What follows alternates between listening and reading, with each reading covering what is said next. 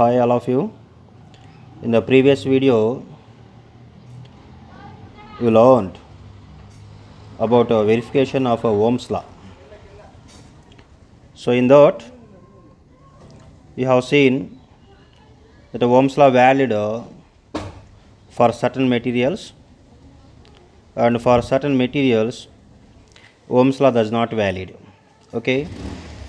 Depending on Ohm's law, here materials are classified into two types, as ohmic materials and non-ohmic materials.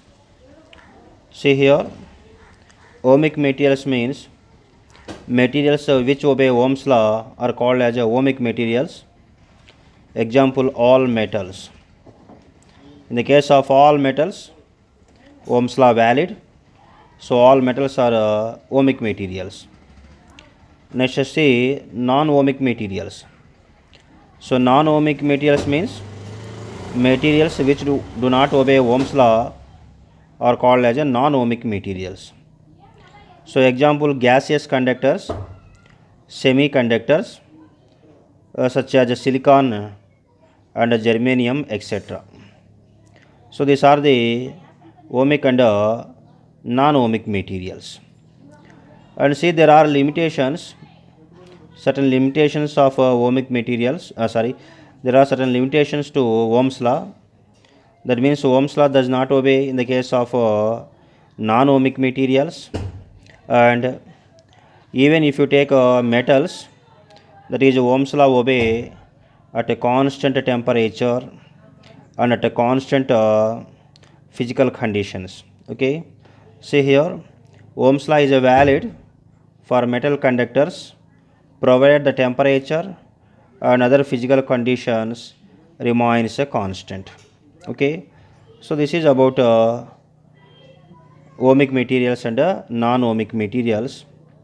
Okay, so Ohm's law obeys only at constant temperature and for ohmic materials only, that is for metals only.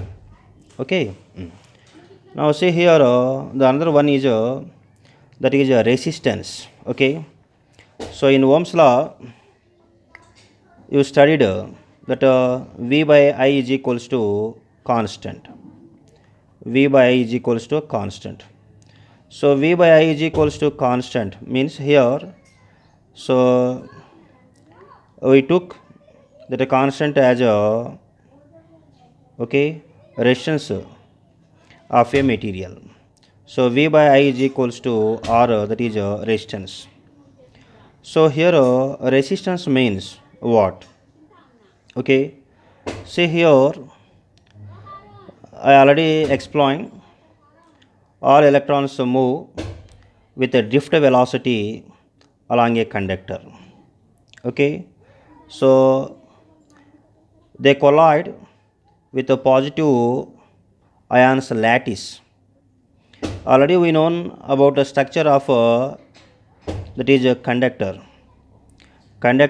Any conductor consists of its atoms, and atoms consist of stationary positive charge nuclei, innermost electrons, and free electrons.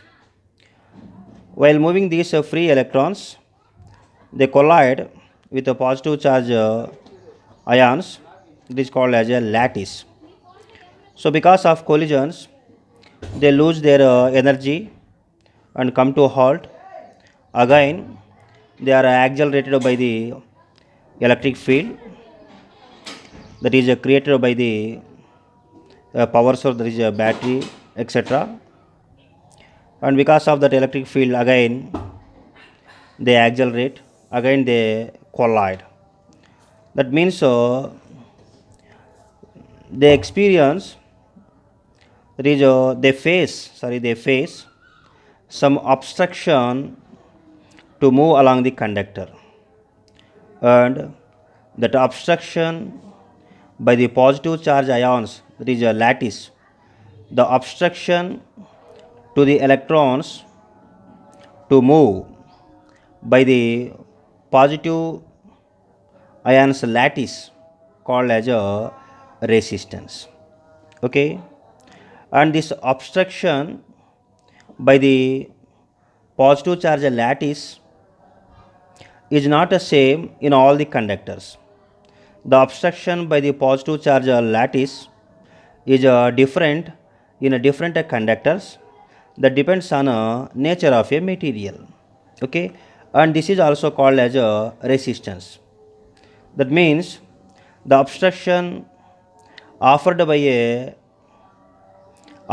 conductor to flow the electrons through it is called as a resistance. Okay, and this depends on nature of a material. See here, what is resistance?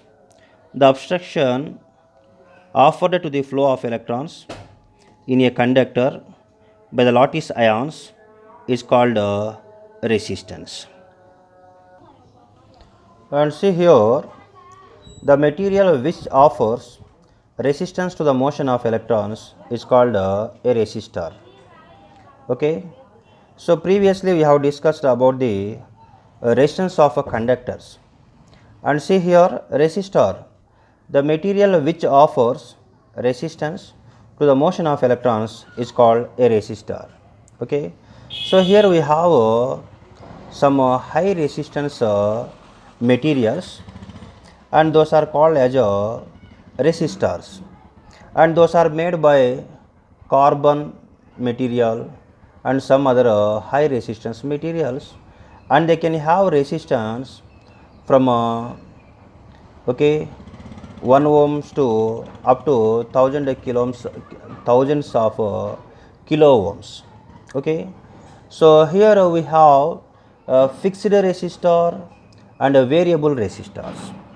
Fixed resistors means, okay, there is having a fixed value of resistance called as a fixed resistors, and we use them, that is to supply, that is necessary currents to the devices without changing a voltage. Okay, and it's a fixed resistors are used okay, to control the current flowing to the device, keeping a potential constant. Whereas a variable resistors, we use variable resistors, that is to change the voltage also in the circuit. Okay, that is a variable resistor. Okay, so we have very detail about this in the in your higher classes. So here you just know about what is mean by resistor. The material which offers resistance to the motion of electrons is called a resistor. Now let's see here, that is about electric shock. Okay, so in our daily life, commonly we use on, that is the word electric shock. Okay, so in our daily life we use on, like somebody damaged, or else somebody dead by electric shock, etc., etc., like that religion. So let's see here what is mean by electric shock. Okay, and this electric shock is nothing but, suppose accidentally if we touch any live wire, okay, the current flows into our body, and the current flowing into our body, okay, so damages the disrupts the functioning of our inner organs. Okay, and that is called as a electric shock. See here, the disturbance in the functioning of organs inside a body due to flow of current is called as a electric shock. So listen, this is important for one mark, that is the disturbance in the functioning of organs inside a body due to flow of current is called as a electric shock. So simply you write, the disturbance in the functioning of organs inside a body due to the flow of current is called as a electric shock. Okay, now see here, a human body is also a, that is a resistor. Okay, so having its resistance from 100 ohm to 5 lakhs of ohm. Okay, so a body can have 100 ohm resistance if body wet with salt water, and it can have up to 5 lakhs ohm resistance if the skin is very dry. Okay, suppose see here, let's take a 24 volt battery. Suppose if we touch the two terminals of a battery with our two fingers and to form a closed circuit, if we form any closed circuit, then what happens? Current flows from battery to into our body. And what is the value of current flowing into our body? So V is equals to IR from Ohm's law, and I is equals to V by R. So here V is 24 volt, and let's take the average resistance of a body is 1 lakh ohms. Okay, when we substitute, we get 0.00024 amperes of a current, and this value of current is very least. Okay, so it does not affect a body. Okay, yes. And see here, we get a electric current into our homes at 240 voltage from main supply. Okay, suppose accidentally if we touch any live wire. Okay, let's see here how much current flows into our body.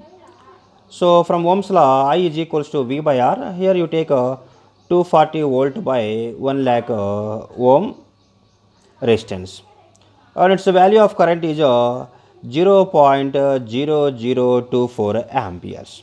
Okay, and it affects us. Okay, so in our body, the resistance of all pods are not same. Some can offer less resistance, and some pods can offer more resistance. That means skin offers more resistance.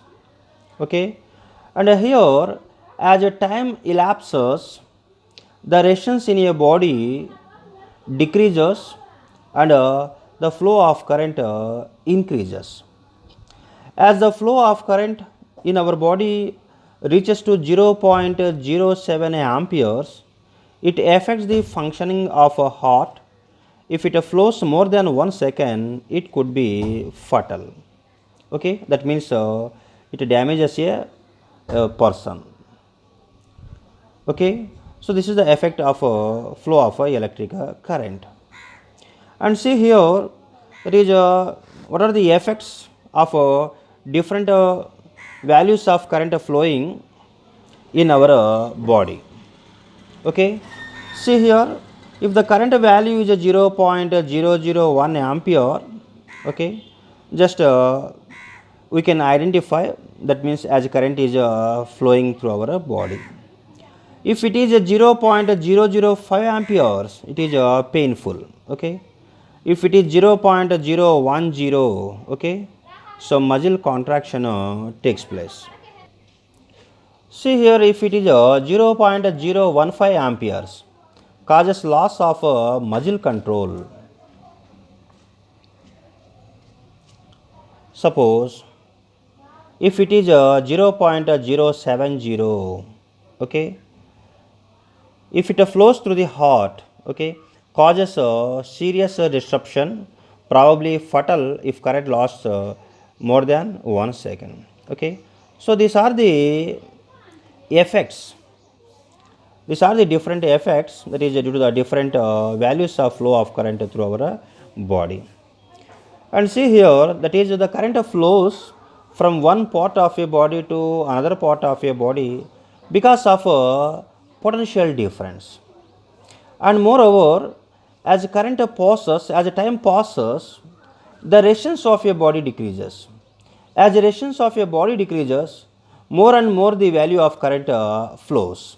Okay, that means that is the electric shock is due to, one is flow of current, and this flow of current is due to the potential difference from one part of a body to another part of a body. And as a time elapses, what happens? That is the resistance value decreases. As the resistance decreases, the flow of current increases to more and more value. That means the electric shock is due to combined effect of a potential difference, electric current, and resistance of the human body. Okay, so remember, this is also very important. Electric shock is a combined effect of potential difference, electric current, and resistance of the human body. And electric shock means that is the disturbance in the functioning of organs of a human body, that is due to the flow of current, is called as electric shock. So here the definition of electric shock is important. And see here, this is the general question: why does not a bird get a shock when it stands on a high voltage wire?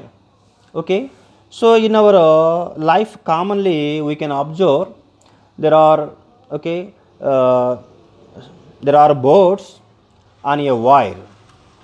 Okay, even if there is a flow of current, so they do not get any effect from those that is wires. Okay, see here, why does not a bird get a shock when it stands on a high voltage wire? See here, suppose if a bird stand on a single wire, okay, see here, there are the two transmission lines passing, that is onto a pole. So here one is at a high voltage, another one is at a low voltage. Okay, so there is no any, okay, contact between these two. These are the two separate lines passing. This is at a high voltage and this is at a low voltage. The potential difference between them is 240 volt. Okay, so if we connect that is any device between these two wires, then we get electric current, okay, at 240 volt. So even into our home also, suppose if we connect between these two wires, then current address into our home at a 240 volt. Okay, but here the board is standing on a single wire. Okay, so the potential along this wire is remains a constant. Okay, so there is no any potential difference from at one point to another point. Okay, and that's why, because of not any potential difference, okay, current not flows through a board. Okay, so that's why bird does not get any shock. Okay, suppose if it holds its one leg onto this wire, then there is a potential difference between these two, then current flows through the board, and the board can affect from the shock. So this is the reason why birds not get any shock if they stand on a single wire. Okay, if they stand on a single wire, that means there is no any potential difference between their two legs. That's why no current flows into a bird. That's why the birds do not affect by any okay, shock, etc., etc. So this is about briefly electric shock.